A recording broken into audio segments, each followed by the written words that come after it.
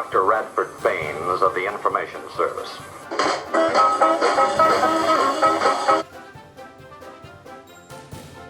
Johnny, are we becoming a timid society? Timid? Yeah, timid. Well, I don't know, Johnny, whether we're more timid or not, but there seems to be a push in society generally to try and limit the risks of any situation. We love each other. What are you going to do about it? I mean, you can't have a society with absolutely no risks at all.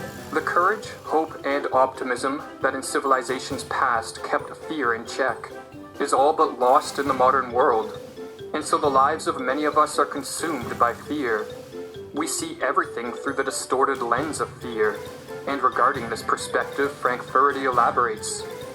This perspective of fear has been so thoroughly internalized that many people who adopt this outlook are not aware of its influence on their behavior. For most people, such a perspective comes across as common sense. In viewing the world through a perspective of fear, people see risks in things, behaviors, and activities which in generations past were not considered risky. They are overly fearful of threats which are an inevitable part of life. And because of that mindset, Johnny, there seems to be protocols that have been worked out for every bloody risky situation.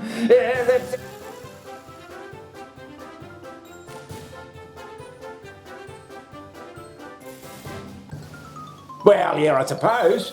I mean, people are so bloody scared of doing something wrong, Johnny. Take the instance of the bloody recent school shooting in Texas. Oh, Jesus. He also talked about what strategies, what best practices have to be employed, what mistakes, if any, were made here. He was very strong in his opinion that they should have eliminated the killer and rescued the children. Yeah, over there it's come to light that the cops, it seems, stood around for an hour outside the bloody door, 18 or 19 of them with bloody guns, because the protocols weren't reached that they should storm the building. Or voicing the fact that expectations were not met. Those are two very different things. The governor's the chief executive in that state over their law enforcement. It's his job to say, these are the protocols we have. Active shooter is you run to the gun. You go to the gun and you take it out. All right. What happens when the officer thinking try and break either that door or another door, get inside that classroom? None at that time. Why? The on-scene commander at the time believed that it had transitioned from an active shooter to a barricaded subject.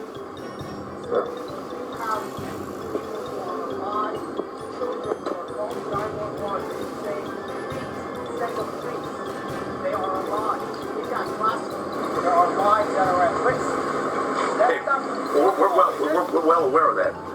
Obviously, based upon the information we have, there were children in that classroom that were at risk. I don't see that bloody happening with people, say, who went through World War II. The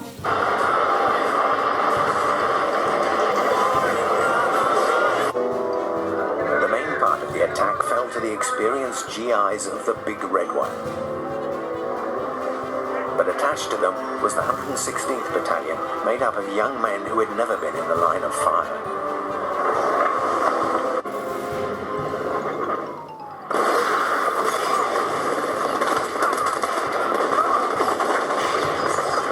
Oh, there's no doubt in my mind they'd be in a different mindset than those coppers at the bloody... There were children in that classroom that were at risk, and it was, in fact, still an active shooter situation and not a barricaded subject. But that's not really an explanation, of course, because no one disputes that everyone on the scene, including police, knew that Ramos had weapons, was firing them at people to kill people, and was inside the school with children. No one disputes that.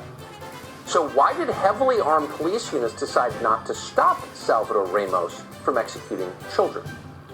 Now, it's not finger-pointing to ask that question. These are very complicated circumstances. People are... Yeah, well, they all stood around, Johnny, they're wondering what to do. Well, we can't do that because this, that, and the other. Yeah.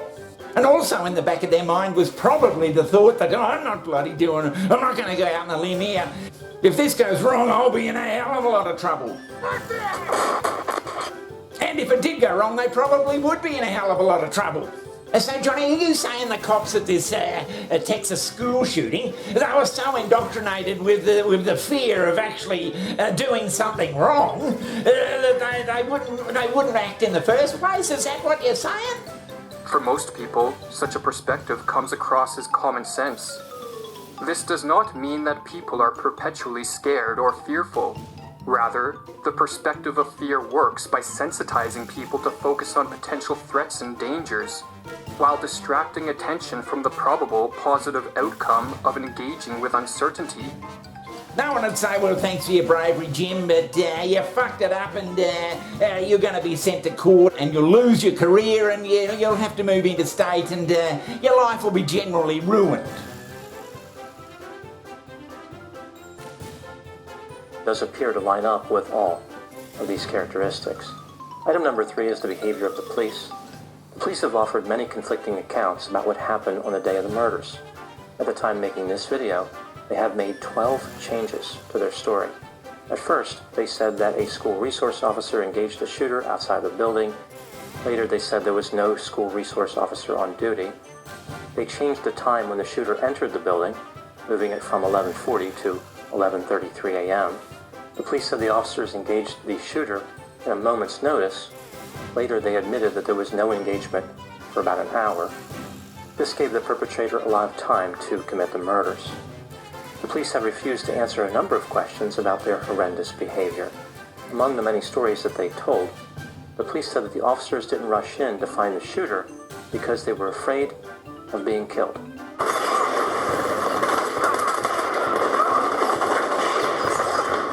He was in the room killing innocent victims, while 19 heavily armed police officers were on the other side of the door. It appears as though the police were much more interested in harassing the parents of the students outside the school than they were in actually engaging the perpetrator. This brings me to item number 4. Why did the police fail to confront the perpetrator when it could have made a difference? There are probably many reasons. I'll go over a few here. The police are trained that the world is an extremely dangerous place. Got a case of the indoctrination of safety so instilled in these bloody police officers that no one was going to make a fucking move to take out the shooter. Actually, in your mind, you think that you'll be bloody a bit of a hero, but that may not be the case in a real-life situation. I mean, everybody thinks the bloody cops will come in and bloody rescue you. That's what you're bloody led to believe the police force does, but apparently not. Everybody is out to get them. They live every day believing that they are just a hair's breadth away from death. This creates paranoia and encourages the officers to behave defensively. They are trained to prioritize their own safety above anything else.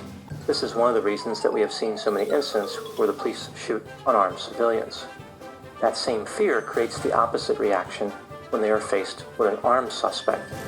Rather than motivate them to engage, their fear motivates them to stay in one place, to avoid getting involved. Amazingly, the police are within their rights to do this. They have no responsibility to act if someone is being actively harmed. They are not obligated to protect citizens.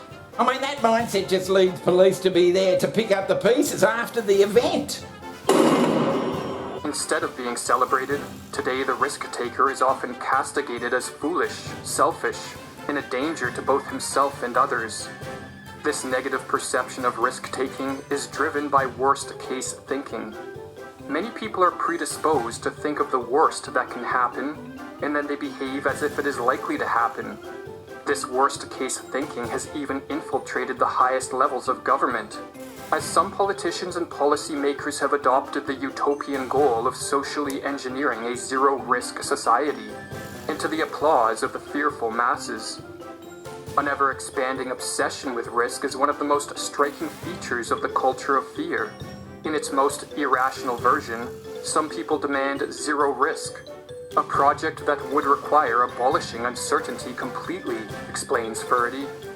To make everything so bloody safe, that everyone's protected. In the last 2 years with COVID, everyone's got to be scary, everyone's got to wear a mask, and for Christ's sake, it's bloody scary out there. Don't set foot outside, and if you do, you'll be a bloody disgrace to the bloody community. Jesus, I don't know whether I'll be going in either, Johnny. Am I indoctrinated, Johnny, or just a coward?